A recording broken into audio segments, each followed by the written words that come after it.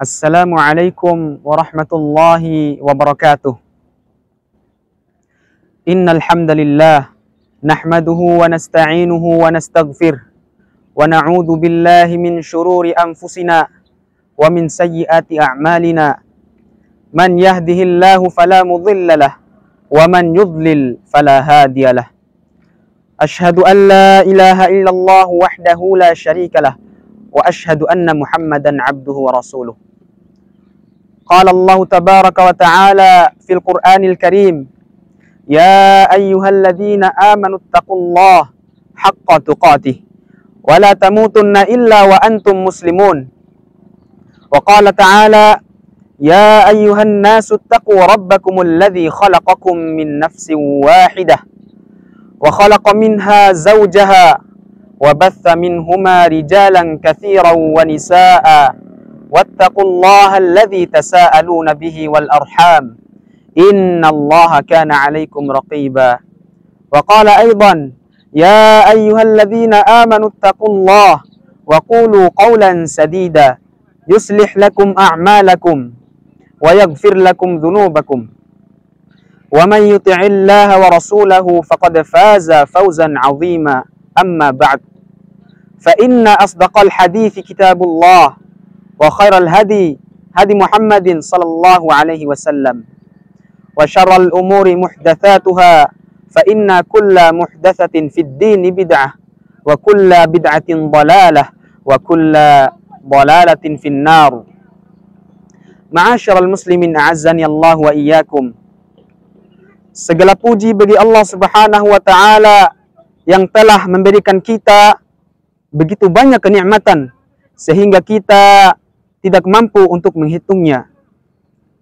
Seandainya lautan yang ada di muka bumi ini dijadikan tinta, ranting-ranting dijadikan pena, daun-daun yang ada di muka bumi ini dijadikan kertas, niscaya itu tidak akan mampu untuk menghitung nikmat Allah Subhanahu wa taala. Kemudian salawat serta salam semoga selalu tercurahkan kepada junjungan kita, suri tauladan kita, Nabi kita yang mulia, Nabi Muhammad sallallahu alaihi wasallam, serta kepada istri-istri beliau, kepada keluarga-keluarga beliau yang beriman, dan kepada orang-orang yang senantiasa mengikuti sunnah-sunnah beliau hingga ditegakkannya hari kiamat kelak. Ma'asyiral muslimin a'azzani Allah wa iyyakum.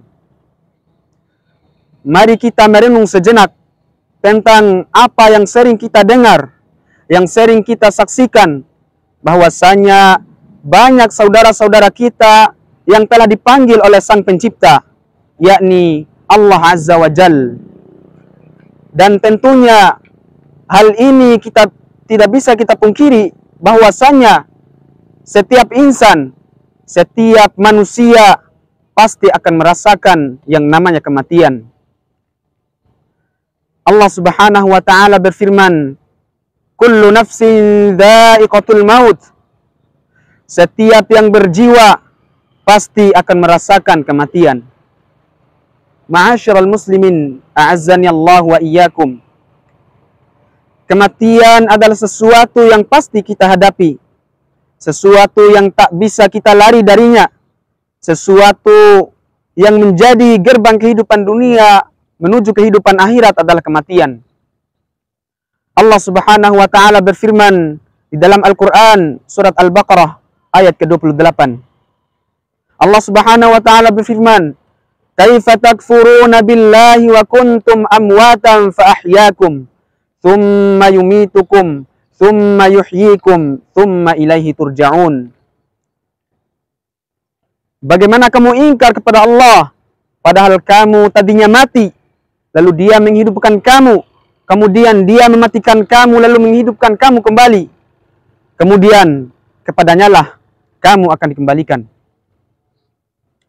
Di dalam tafsir Ibnu Katsir dijelaskan bahwasanya ayat ini adalah ayat yang menjelaskan akan kekuasaan Allah Azza wa Jalla. Dan sungguh keliru orang yang ingkar kepada Allah Subhanahu wa taala sementara manusia awalnya tiada, lalu Allah menjadikannya ada di atas permukaan bumi ini. Dan ayat ini juga menunjukkan bahwasannya kita semua pasti akan mati dan kita semua pasti akan dibangkitkan kembali setelah kematian itu. Ma'asyiral muslimin, a'azzani Allah wa iyyakum. Maka apa saja kewajiban kita dalam kehidupan ini sebagai persiapan diri kita sebelum menghadapi kematian tersebut? Tentunya ada banyak hal, namun setidaknya ada 4 hal yang ingin kami sampaikan pada kesempatan yang berharga ini. Yaitu yang pertama, senantiasa bertakwa kepada Allah Subhanahu wa Ta'ala. Sebagaimana yang telah kita ketahui bersama bahwasanya Allah Azza wa Jal menciptakan kita di atas permukaan bumi ini adalah dengan tujuan yang mulia, yakni hanya untuk beribadat pada Allah Subhanahu wa Ta'ala semata. Dan tentunya bertakwa kepada Allah adalah sebaik-baiknya bekal. Sebagaimana Allah Subhanahu wa Ta'ala berfirman di dalam Al-Quran surat Al-Baqarah ayat 197. Wa tazawwadu fa inna khairaz zadi taqwa wattaquni ya ulil albab. Dan berbekallah kalian, karena sesungguhnya sebaik-baiknya bekal adalah takwa. Bertakwalah kepadaku, wahai orang-orang yang mempunyai akal sehat. Ma'asyiral muslimin, a'azzani Allah wa iyyakum. Yang kedua, beramal sebaik mungkin. Di dalam surat Al-Mulk ayat 1 sampai dengan ayat 2, Allah Subhanahu wa Ta'ala berfirman, Tabarakalladzi biyadihil mulku wa huwa ala kulli syai'in qadir, alladzi khalaqal mauta wal hayata liyabluwakum ayyukum ahsanu amala, wa huwal azizul ghafur. Maha suci Allah yang menguasai segala kerajaan dan Dia maha kuasa atas segala sesuatu. Alladzi khalaqal mauta wal hayata liyabluwakum ayyukum ahsanu amala, yang menciptakan mati dan hidup untuk menguji kamu siapa di antara kamu yang paling baik amalnya. Wa huwal azizul ghafur, dan Dia maha perkasa lagi maha pengampun. Ma'asyiral muslimin, a'azzani Allah wa iyyakum. Seperti apakah amalan yang terbaik itu? Salah satu pendorongnya adalah amalan itu harus selalu dilakukan dengan istiqamah. Sebagaimana Nabi sallallahu alaihi wasallam bersabda, "Fa inna khairal amali adwamuhu wa in qalla." Sesungguhnya sebaik-baiknya amalan adalah yang rutin berkelanjutan, walaupun amalan itu sedikit. Ma'asyiral muslimin, a'azzani Allah wa iyyakum. Beramal sebaik mungkin juga berarti bahwasannya kita melakukan amalan tersebut harus dengan seikhlas mungkin, semaksimal mungkin dan dengan sesempurna mungkin, baik dalam interaksi kita kepada Allah Subhanahu wa Ta'ala maupun kepada sesama manusia. Dalam tiap amal kita renungkan dalam diri kita masing-masing bahwasanya bisa jadi amalan itu adalah amalan terakhir kita. Ma'asyiral muslimin, a'azzani Allah wa iyyakum. Yang ketiga, menyiapkan amalan yang terus mengalir pahalanya. Di antara yang dapat kita persiapkan adalah dengan memperbanyak amal jariah, ilmu yang bermanfaat, serta mendidik anak-anak kita agar mereka menjadi anak-anak yang soleh, yang dapat mendoakan kita kelak ketika kita telah meninggal dunia. Sebagaimana Nabi sallallahu alaihi wasallam bersabda, "Idza matal insanu inqata'a anhu 'amaluhu illa min thalathah. Shadaqatin jariyatin aw 'ilmin yuntafa'u bihi aw waladin salihin yad'u lah." Apabila manusia meninggal dunia, maka terputuslah semua amalannya kecuali 3 perkara, yaitu sedekah jariah, ilmu yang diambil manfaatnya, dan anak yang soleh yang mendoakan kedua orang tuanya. Ma'asyiral muslimin, a'azzani Allah wa iyyakum. Dan poin yang keempat adalah berdoa kepada Allah Azza wa Jal agar diberikan husnul khatimah. Ma'asyiral muslimin, a'azzani Allah wa iyyakum. Apakah itu husnul khatimah? Di antara salah satu tanda utama husnul khatimah adalah ia mengucapkan kalimat la ilaha illallah di akhir hayatnya. sebagaimana Nabi SAW bersabda, "Man kana akhiru kalamihi la ilaha illallah dakhalal jannah." Barang siapa yang akhir perkataannya adalah kalimat la ilaha illallah, maka dia akan masuk surga. Ma'asyiral muslimin, a'azzani Allah wa iyyakum. Penyebab lainnya dari seseorang yang mendapatkan husnul khatimah adalah ia mengerjakan amalan yang baik di akhir hidupnya. Hal ini sebagaimana yang dijelaskan oleh Nabi SAW. Beliau bersabda, "Idza aradallahu bi'abdin khairan ista'malahu." Faqila, "Kaifa yasta'miluhu ya Rasulullah?"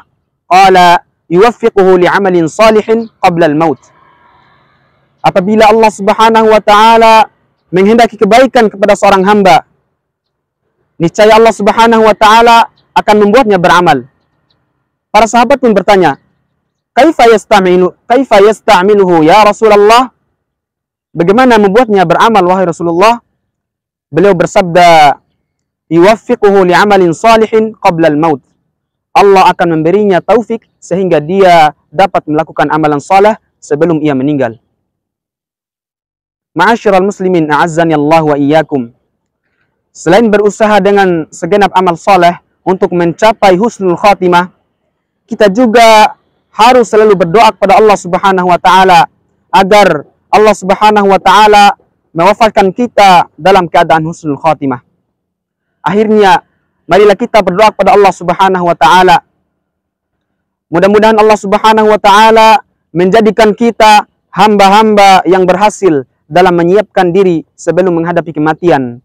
Dan mudah-mudahan kita menjadi orang-orang yang dapat meningkatkan kualitas keimanan dan ketakwaan kita kepada Allah Subhanahu wa taala. Dan semoga Allah Subhanahu wa taala menjadikan kita orang-orang yang tergolong diwafatkan dalam keadaan husnul khatimah. Mungkin hanya ini saja yang dapat Ana sampaikan. Adapun kesalahan dan kekurangannya itu datangnya dari syaitan dan kurangnya ilmu yang Ana miliki. Dan adapun kebenaran dan kelebihannya itu datangnya dari Allah Subhanahu wa taala. Syukran ala husni istima'ikum wa ihtimamikum wa akhirul kalam. Wassalamu alaikum warahmatullahi wabarakatuh.